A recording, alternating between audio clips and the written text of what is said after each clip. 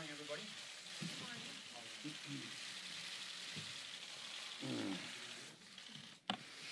Morning. I wanted to share with you a little of what I just told my colleagues a few minutes ago. You realize something when you take this job. It's a big job with a lot riding on you, and you feel it. But you also know that this is a job that does not last forever. You realize that you hold the office for just a small part of our history, so you better make the most of it. It's fleeting, and that inspires you to do big things. And on that score, I think we have achieved a heck of a lot. You all know that I did not seek this job. I took it reluctantly, but I have given this job everything that I have. And I have no regrets whatsoever for having accepted this responsibility. This has been one of the two greatest honors of my life. The job provides incredible opportunities. But the truth is, it's easy for it to take over everything in your life. And you can't just let that happen. Because there are other things in life that can be fleeting as well. Namely, your time as a husband and a dad, which is the other great honor of my life.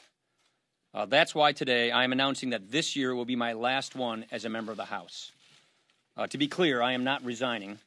I intend to full my served term as I was elected to do. But I will be retiring in January, leaving this majority in good hands with what I believe is a very bright future.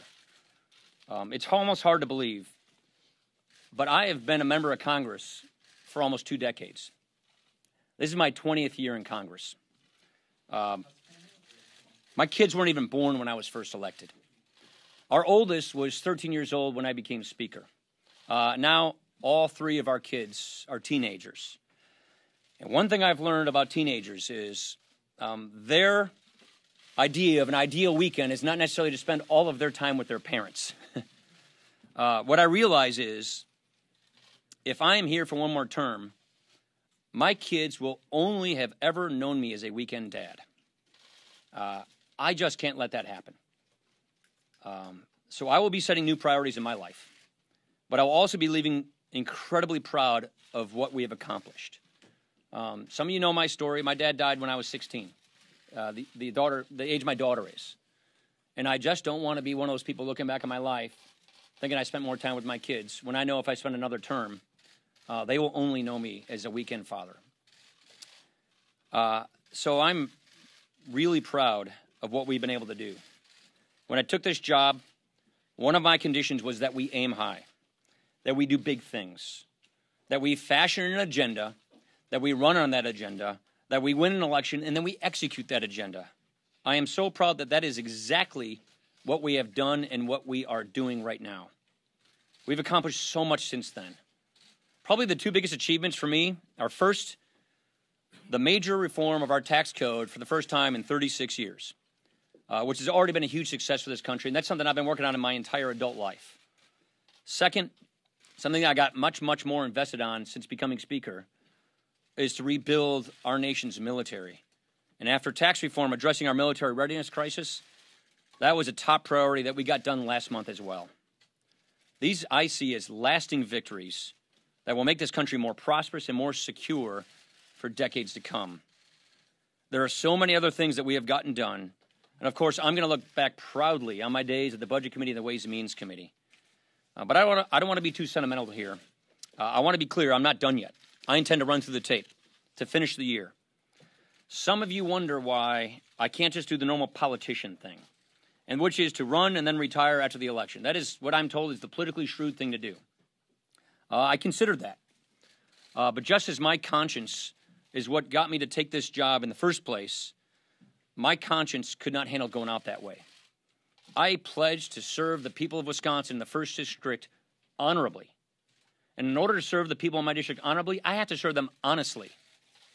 And for me to ask them to vote to re-elect me, knowing that I wasn't going to stay, is not being honest. So I simply cannot do that. So that's why I'm announcing this today. Again, I am proud of what this conference has achieved, and I believe its future is bright. The economy is strong. We've given Americans greater confidence in their lives. And I have every confidence that I'll be handing this gavel on to the next Republican Speaker of the House next year. So just to close, I said earlier that I didn't want this job at first, and most of you know this. I really actually didn't. But I have to thank my colleagues for giving me this opportunity and this honor.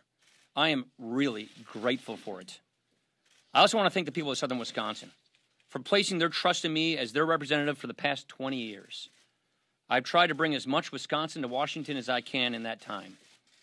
It's been a wild ride, but it's been a journey well worth taking to be able to do my part to strengthening the American idea.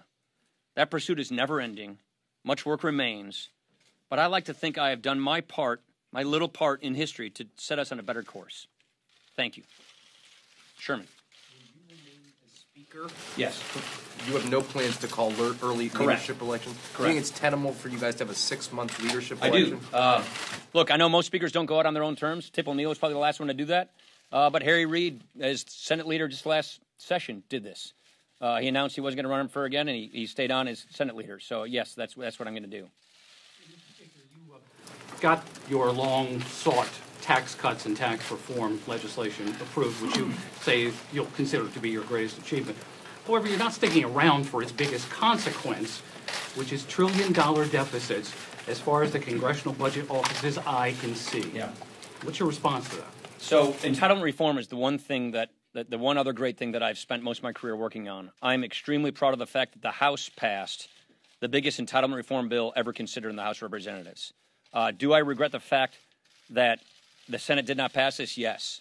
But I feel from all the budgets that I've passed, normalizing entitlement reform, pushing the cause of entitlement reform, and the House passing entitlement reform, I'm very proud of that fact. But yeah, of course, more work needs to be done. And it really is entitlements. That's where the work needs to be done.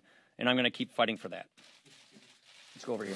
Yeah. Mr. Speaker, did the chance that you might not be Speaker come November, if Democrats possibly take the House, factor at all into this decision? None whatsoever, actually. Look, you all know me. I didn't take this job to get the gavel in the first place. I'm not a guy who thinks about it like that. This really was two things. I have accomplished much of what I came here to do, and my kids aren't getting any younger. And if I stay, they're only going to know me as a weekend dad, and that's just something I consciously can't do. And that's really it right there. Yeah. Do you worry about the impact of your announcement on the 2018 midterms and perhaps sending a signal that the House is lost for Republicans? Yeah, I gave it some consideration, but I really do not believe whether I stay or go in 2019 is going to affect a person's individual race for Congress. I really don't think a person's race for Congress is going to hinge on whether Paul Ryan's Speaker or not. So I really don't think it affects it. Look, if we do our jobs, which we are, we're going to be fine as a majority. I'm grateful for the president to give us this chance to actually get this stuff done. I'm grateful that we have unified government that the president, with his victory, gave us so that we get all these big things done. We're going to have a great record to run on. We have a great economy, great accomplishments, more to do. And I really don't think that the American people are going to want to have the gridlock that the Democrats are promising. So I'm confident we can run through the tape and we can get this done. Bonus. On the president, he has been openly talking about firing Bob Mueller, potentially firing the Deputy Attorney General. What are your thoughts on that? My thoughts haven't changed. I think they should be allowed to do their jobs. We have a rule of law in this country, and it's a principle we all uphold. I have no reason to believe that that's going to happen. I have assurances that's not, because I've been talking to people in the White House about it. Rachel. As you know, the drop-in has sort of begun to replace you once you retire. Who do you think would be good to lead the conference? Would McCarthy be able to do it? Scalise? I have great confidence in this leadership team. That's one thing that I'm really proud of. Obviously, I came with a big gulf in leadership when I came here. I think we have a fantastic leadership team. I have more thoughts on this. I think this is probably not the right time to get into that, but I'll share those thoughts later. That election's in November, so it's not something we have to sweat right now. Anna. To what extent was your decision influenced by the way President Trump has changed the character of Washington and the character of the Republican Party? Not at all. Like I said, I'm grateful to the president for giving us this opportunity to do big things to get this country on the right track. So the fact that he gave us this ability to get all this stuff done makes me proud of the accomplishments that I've been a contributor to. Makes me satisfied that I've made a big difference, and he's given us that chance. So I'm grateful to him for that, and that's really how I see it. Thank you very much, everybody. Take care.